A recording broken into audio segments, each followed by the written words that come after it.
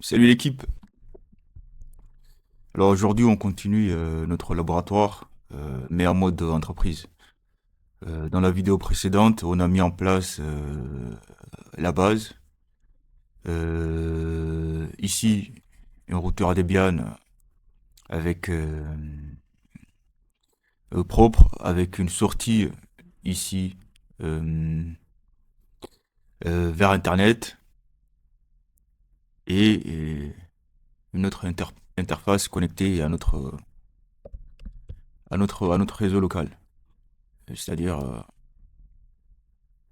à notre réseau LAN de notre lab. Euh,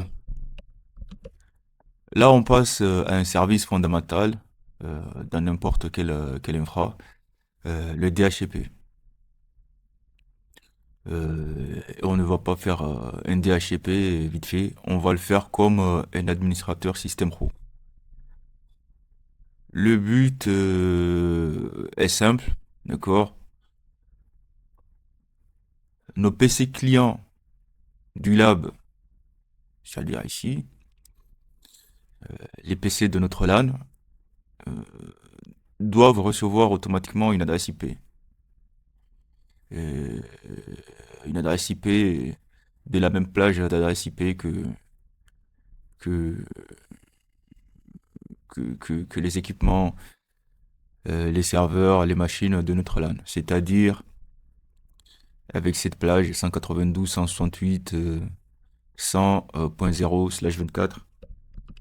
D'accord? Et nous avons déjà ici notre contrôleur de domaine qui a son IP statique, c'est-à-dire nous l'avons attribué manuellement. D'accord? Et aussi, nous avons notre serveur de fichiers ici, qui lui, en revanche, obtiendra euh, une adresse IP fixe, d'accord? Mais qui sera réservée au sein de notre serveur DHCP qu'on va installer ici, sur notre routeur. C'est-à-dire, on va expliquer à notre routeur Debian, à notre serveur DHCP, que si, qu'à chaque fois, il va croiser le serveur de fichiers qui a comme adresse MAC, adresse physique, euh, qui a comme telle adresse MAC, adresse physique, il faut qu'il attribue une adresse IP de type 192.168.100.10/24 par exemple. D'accord? Autrement dit, on va poser une base réseau solide, stable et prête pour l'ensemble de notre LAN. Et comme d'habitude, on prend le temps, on comprend ce qu'on va faire et on teste chaque étape.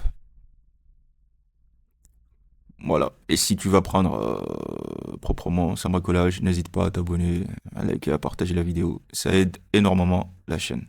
Allez, c'est parti. Sur notre espace VirtualBox, nous avons ici notre Debian router avec ses deux interfaces. Une connectée directement à Internet via l'interface réseau de la machine hôte en accès par pont. La deuxième est pour notre LAN ici. D'accord? Celle-ci connectée à Internet via l'interface réseau de la machine hôte.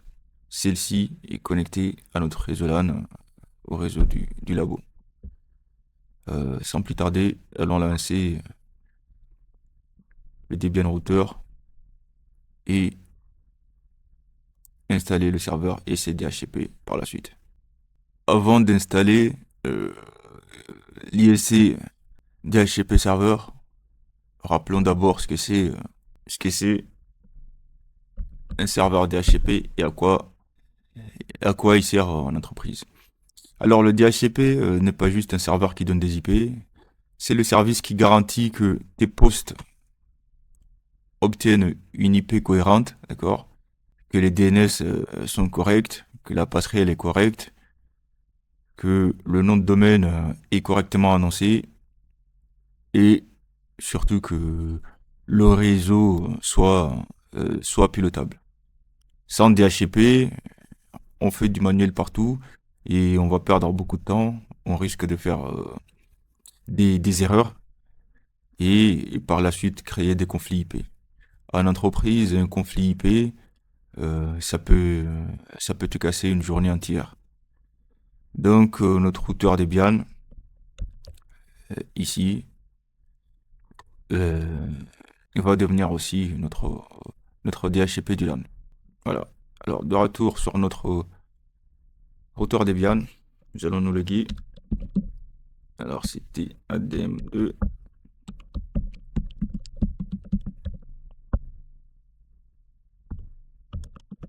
Ok.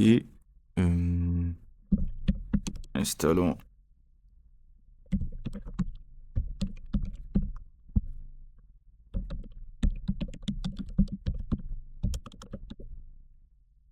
Fait une petite mise à jour avant d'installer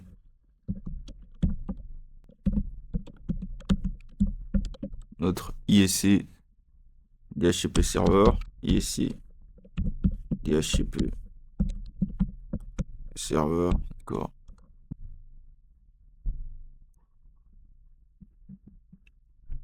Une fois installé, le service ne démarre pas encore et c'est normal. Nous avons deux interfaces réseau. D'accord. Et ce qu'il faut faire en premier, il faut définir sur quelle interface il doit écouter.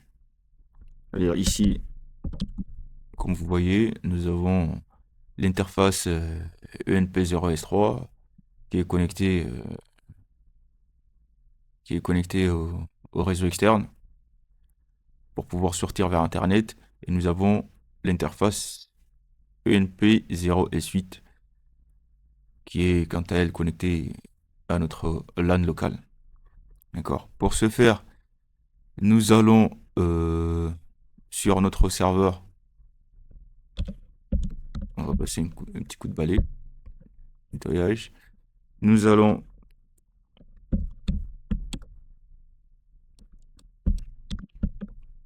expliquer à notre serveur que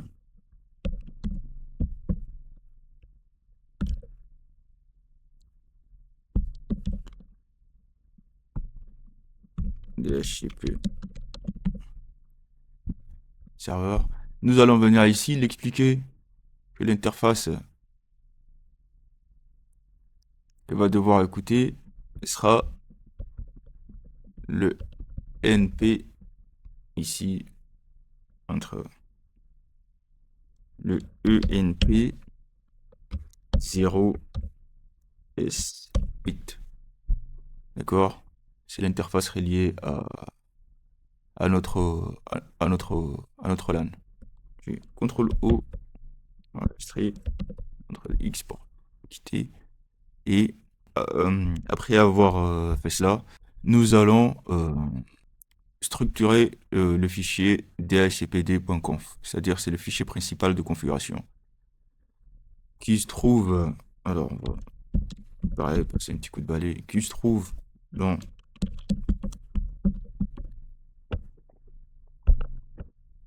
etc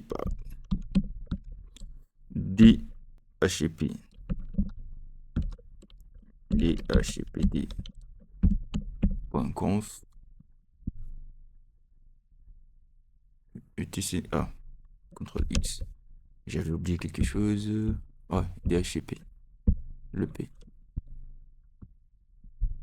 Vous voyez, nous avons ici un fichier de configuration rempli avec beaucoup d'informations. D'accord. Ce que nous allons faire, nous allons commencer par notre domaine qui n'est pas loin, juste là. Option domaine name. Ça va être sayus.local, n'est-ce pas?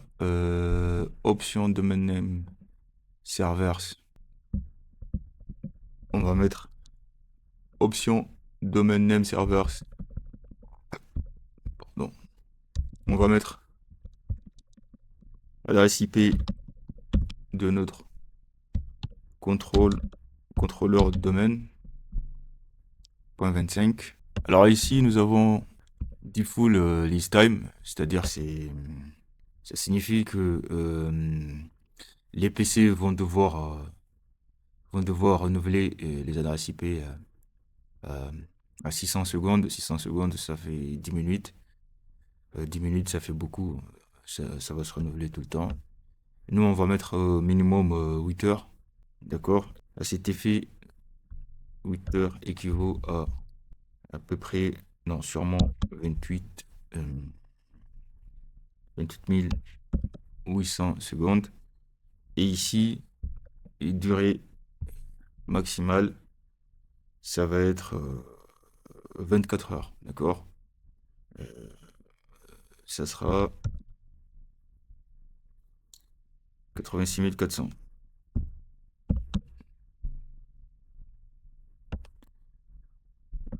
Ok, là on est bon. Nous allons descendre sur la partie ici, subnet. Le subnet, c'est notre plage d'adresse. D'accord? Nous allons décommenter la ligne. Ici, notre LAN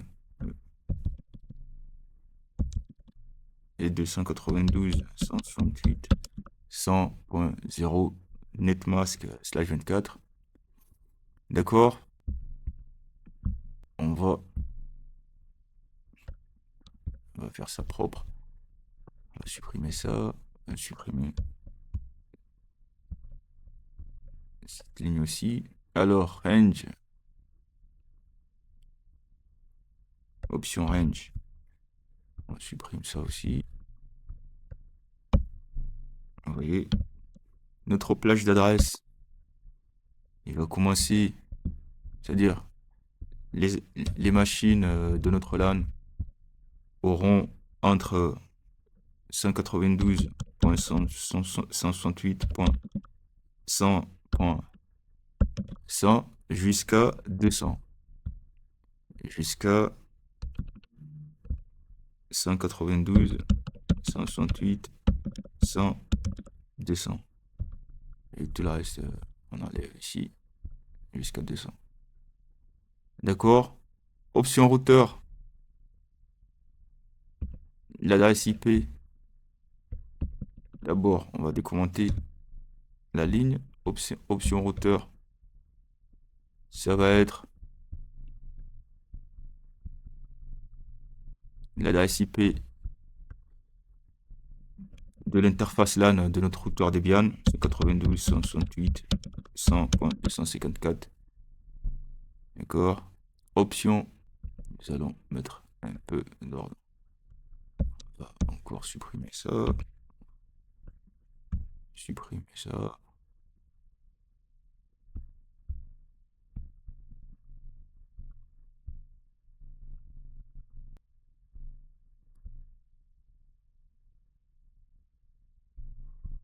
Supprimer ça. Option broadcast. Option routeur. Ici, on va descendre. Option subnet masque.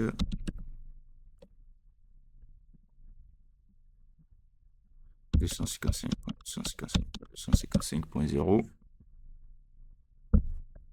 Point virgule. Option broadcast. Ici, décommenter la ligne.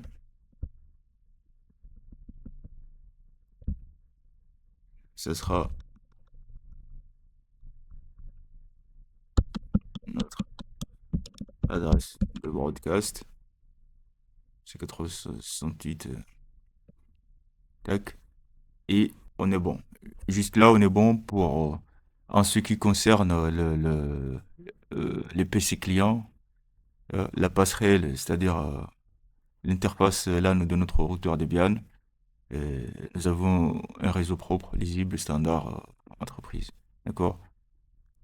Juste avec ça, on peut commencer.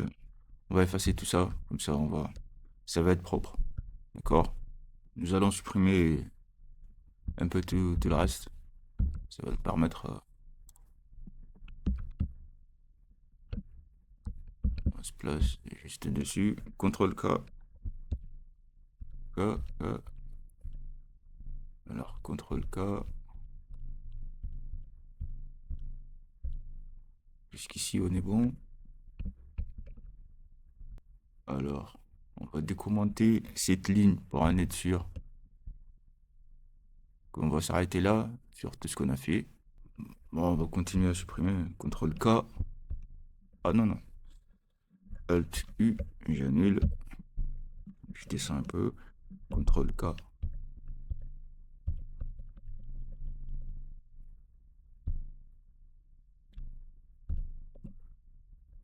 On est bon.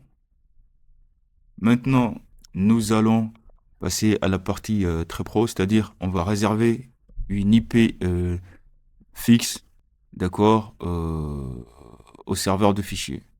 Et pour ce faire, nous allons déclarer déjà notre serveur de fichiers. C'est host srv files, d'accord.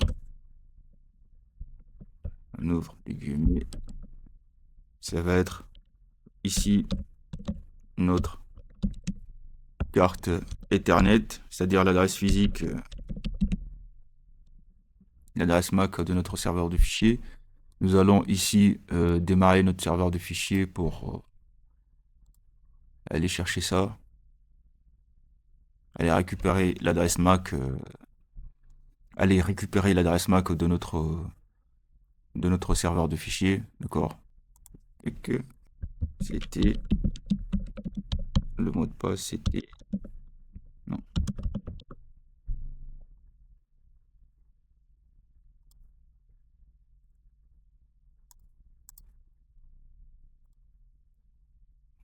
Alors l'adresse MAC, on peut la trouver ici. Détail. Elle est ici, notre adresse MAC. D'accord. C'est 0800. Tac tac. C'est ce qu'on va faire. Nous allons renseigner cette adresse MAC. On peut l'obtenir en tapant, en lançant PowerShell, ipconfig all, ipconfig all, pareil, 08 0027 04, on est bon, d'accord. On va retourner sur notre serveur routeur Debian, c'est le 08 de point, il faut un espace ici, 08 24 si je dis pas de bêtises, 08 non 08 00 27 04 08 00 07 24. Il y avait quoi d'autre? Non. 27. C'est ce que j'ai mis? Non, 27. 0, 27. 00 27 04. Ah ouais. 00 27 04 64 07. 64 07. Voilà.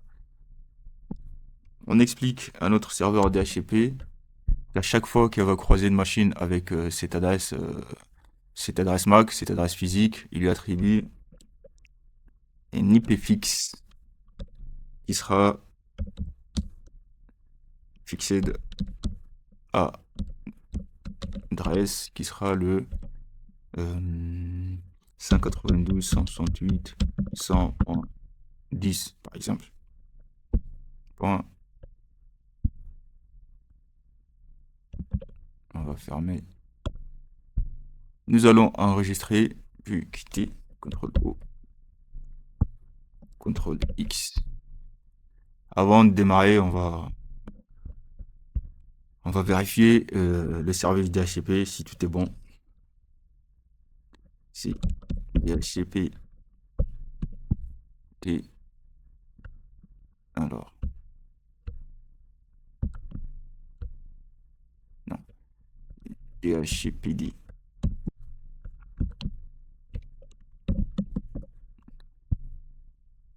Passe.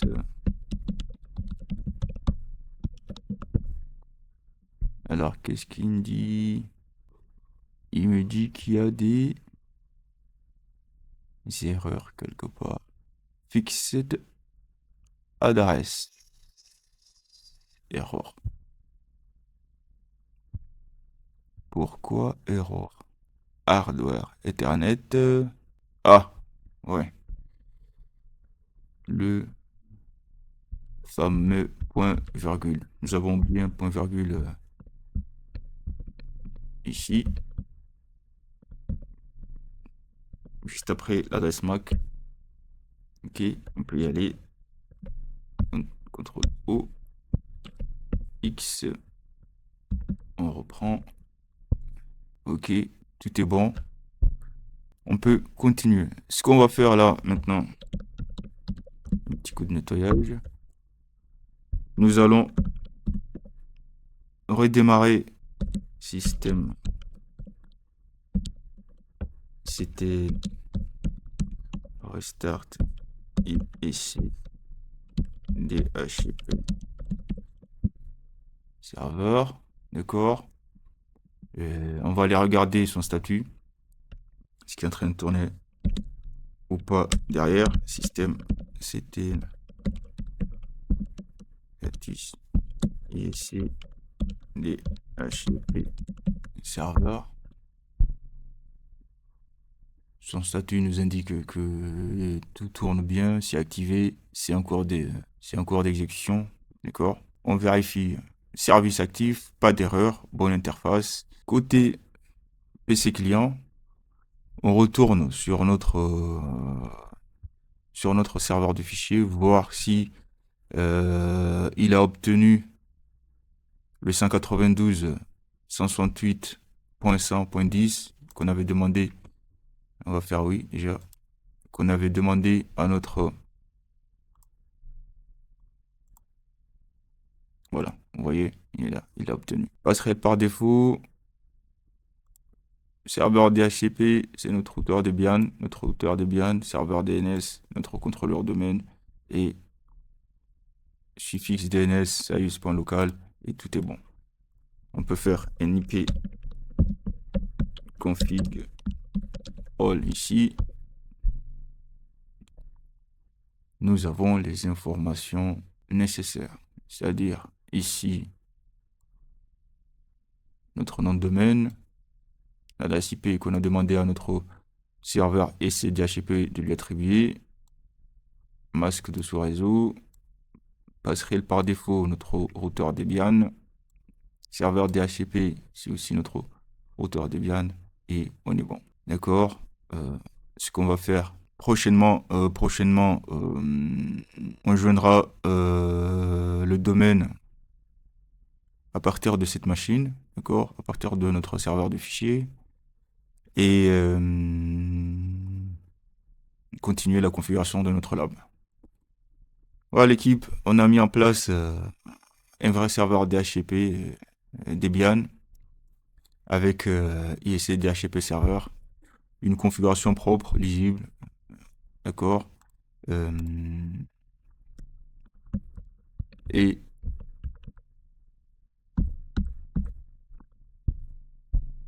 une configuration propre, lisible, et compatible Active Directory. Pas de magie, pas de clic-clic, juste des fichiers, des commandes, de la logique réseau. Voilà. Prochainement, on va joindre le domaine sales.local à partir de notre serveur de fichiers. Et là, le MonRDT réseau comptera. Si cette vidéo t'a été utile, abonne-toi, like, partage et dis-moi ce que tu souhaites qu'on rajoute. À très vite. Ciao.